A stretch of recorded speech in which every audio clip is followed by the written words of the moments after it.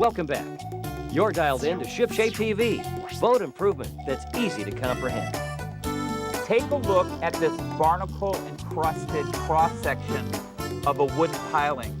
You know, I just put brand new rub rail on the 25-foot Pursuit, and back at my home, I've got wooden pilings, and if they were encased with all of this shell growth, inevitably I'm gonna just cut the living bejingles out of my brand new rub rail, and I don't want to do that. And that leads us to our next expert guest.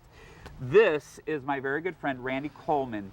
And Randy is the inventor as well as the owner of a company called Barnapole. And last April, he gave me a device to put into an ordinary handle, all right? And he said, here, John, you've got a dock. I want you to try my tool and give me your opinion. Right. Well, I did that, all right? I scraped my pilings with the device, and it works fantastic, all right? What we'd like to hear. Let's talk about not only for rub rail, for protecting your fiberglass gel coat, your boat, okay, from barnacles, but why else do you want to clean a wooden piling? Well, to extend the life of the piling, that's the ultimate goal. It's going to save you money in the long run by keeping these things clean. Replacing one of these, you're looking at $600 to $800 to replace one of these. Second of all is the point you hit, the gel coat damage, the rub rail damage, and then finally one of the major things is the liability factor of having, you know, these sharp barnacles on your piling. If you have kids or pets that swim, or your neighbors' friends come over and swim near your dock, you've got to worry about somebody getting cut. If you get cut by some of this growth, you're going to take a trip to the doctor for some antibiotics. It's some serious infection. Sure. They hold a lot of bacteria, all right? Okay, let's talk about some tools that you could use in order to scrape a piling. I've tried this before. This is an ordinary floor scraper, okay? The problem that I found personally when you use a tool like this is it's going to rust in salt water, all right, which means you're going to have to replace it.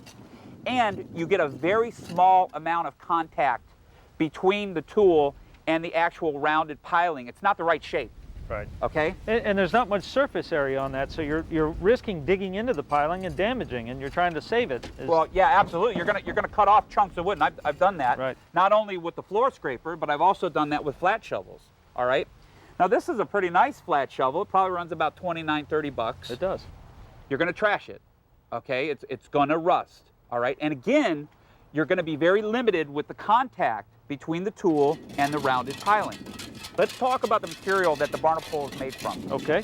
The Barnapole is made from 16 gauge 304 brushed stainless with a threaded aluminum adapter. So it's built to last a lifetime. Okay, and give me an ordinary, this is a standard pole that you would use. Maybe this is a painter's pole or a broom handle. Go to your home improvement store, boat store.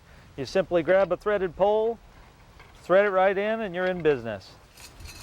Okay, show somebody what you want to attach it to. Well, this is what I use. I just use my standard boat hook. Just unthread it, thread your Barnapole in, and you're in business.